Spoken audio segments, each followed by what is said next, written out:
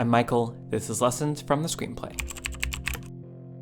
At first glance, Michael Mann's 2004 thriller Collateral might seem like just another run-of-the-mill action movie. But in between its action sequences lies a well-crafted story of personal transformation over the course of a single terrifying evening. A cab driver, Max, is taken hostage by a hitman and forced to drive him around Los Angeles as he eliminates the targets on his list. This setup puts the protagonist and the antagonist in constant, direct conflict, allowing each of them to learn from each other. And while you might not think that a ruthless killer would be the best influence, as screenwriter Stuart Beatty says, the killer's got to have a point of view. That was always the idea behind him, that he actually had some good solid viewpoints. So today I want to examine why it's important that an antagonist represent everything the protagonist lacks. To look at how characters filled with contradiction can feel more true to life. And show why one of the most important moments of character change doesn't come at the end of a story, but directly in the middle. Let's take a look at Collateral.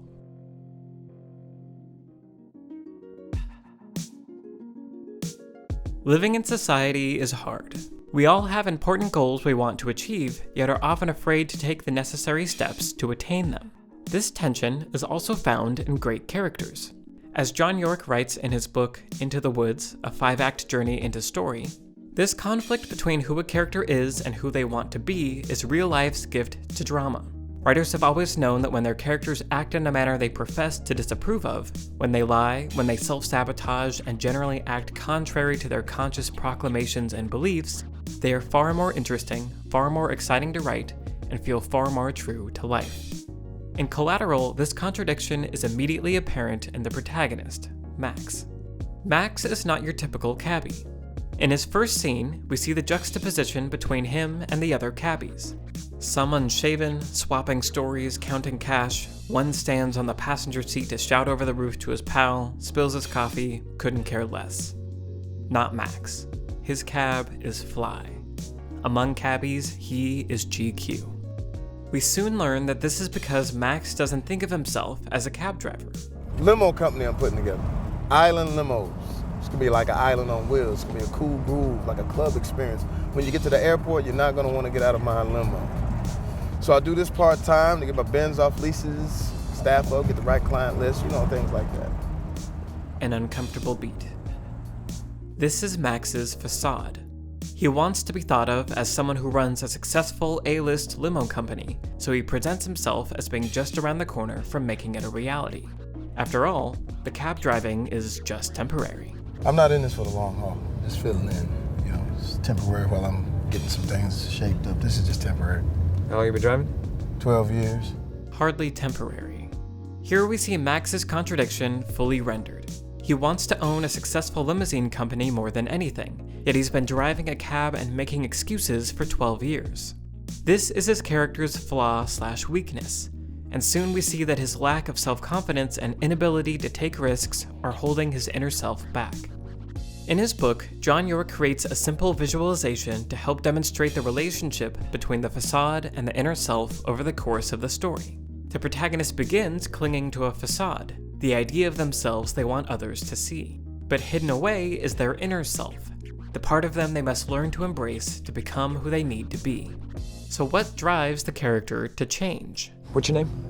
Max. Max. I'm Vincent. Coming into conflict with the antagonist, a person uniquely suited to push the protagonist in exactly the right direction. And as John York writes, the antagonist they fear then, the monster they must overcome, is the embodiment of the very thing lacking in themselves. The function of the antagonist is to strip away the facade of the protagonist and force the inner self to rise up. Enter Vincent. A well-dressed man of action who plays by his own rules, he is the anti-Max in almost every way. When Max picks up Vincent and agrees to be his taxi for the evening, he has no idea what he's really signed up for. Oh no! You killed him? No, I shot him. Bullets in the fall killed him. And while this is clearly the worst night of Max's life, it's also, in many ways, the best. Since Vincent is everything that Max isn't, he directly and indirectly forces Max to stand up for himself and do things he never thought he could. For example, Early on, cops stop the cab while there's a dead man in the trunk. Get rid of him. How? You're a cabbie. Talk yourself out of a ticket. But Max isn't able to. Get out the cab, open the trunk, come on. He's still clinging to his facade and suppressing his inner self. Luckily, the cops get called away before Vincent has to kill them. Later, Max's boss calls over the radio. Max, you out there, you son of a bitch? To get him to stop calling, Vincent poses as an official and encourages Max to stand up to him. You tell me to stick this cab up his fat ass. Can't do that, that's my boss. So? I need my job. No, you don't. This chips away at Max's facade and forces the inner self to begin to emerge. And next time you pull any shit, I'm gonna have to stick this yellow cab up your fat ass. Over time, Max even starts to stand up to Vincent. Come on, Vincent, give the dude a pass. I'm working here. No, listen, you don't want to sit up here talking about improvisation and everything like that. You like the guy, you like how he plays. Let's just play a little jazz, come on. Improvise? That's funny coming from you. And when they visit Max's mom in the hospital, the depth of Max's facade is embarrassingly exposed. Limousine companies. Is that right? He drives famous people around. Famous people. Limousine companies, that's what an achievement. At the end of the scene, Max steals Vincent's briefcase, a demonstration of his inner self growing in strength. During the entire first half of the screenplay, Vincent is destroying Max's facade and teasing out his inner self. And if we look at the progression of these two lines, there is a clear trajectory. The facade is chipped away at, and the inner self is forced to rise until something happens. They collide at the midpoint of the story. John York says of the midpoint, "As a story progresses and needs supplants want, the traits that help a character sustain their outer appearance are slowly transformed by the better angels within. Need becomes conscious at the inciting incident, is embraced at the end of the second act, and at the midpoint triumphs for the first time. The subconscious has been dredged and brought to the surface to take over." The midpoint of Collateral is shortly after Max destroys Vincent's files. What's going with my work? He needs the list of names to finish the job, so he sends Max in to talk to the dangerous drug lord, Felix. You go in there, say you're me. Score the backups. They'll be on flash drive or CD. If I don't pull it off, then They will kill you. I can't do this. I can't. This scene begins almost exactly halfway through the film's runtime. And in this case, the story creates a literal example of the metaphorical change happening in the story structure. To overcome his character's weakness, Max has needed to be more like Vincent, the embodiment of everything he's not. Now his inner self and his facade collide as he is asked to become Vincent. Say it's Vincent. I'm Vincent. Inside the club, Max is threatened by Felix, and it's clear that the old Max is not cutting it. Tell me, Vincent. Tell me what you think. So just before the jig is up and Max is killed, his inner self truly takes over, and for the first time we really see what he's capable of. I think you should tell the guy behind me to put that gun down. What did you say? I said, I think you should tell the guy behind me to put his gun away before I take it and beat his bitch ass to death with it. Soon, Vincent's words are even coming out of Max's mouth. Improvise, adapt to the environment, Darwin, shit happens, I Ching, whatever, man, we gotta roll with it. You gotta roll with it. Adapt. Darwin, I Ching. Max successfully acquires the list and makes it out alive. The midpoint represents an important change for the protagonist. As John York writes, "A new truth dawns on our hero for the first time. The protagonist has captured the treasure or found the elixir to heal their flaw."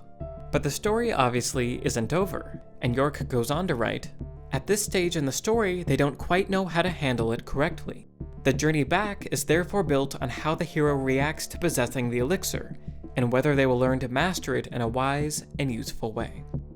The first half of the film was getting Max to recognize he can overcome his weakness. The question for the second half of the film is, will he? Collateral demonstrates how an antagonist can be designed to bring out the best version of the protagonist. It shows that a character who expresses the contradictory nature of human beings not only feels more realistic and relatable, but also lends itself to dramatic story structure. And it highlights the importance of the midpoint, the moment when the hero's inner self truly emerges for the first time. In the case of Max, he must learn to use this newfound strength to try to survive the rest of this fateful night, which will leave one of the characters alive and the other nothing more than Collateral.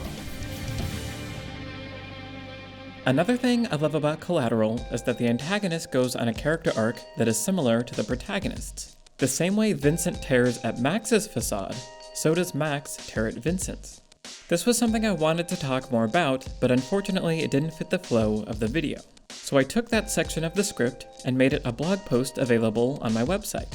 This process was simple and quick because I use Squarespace.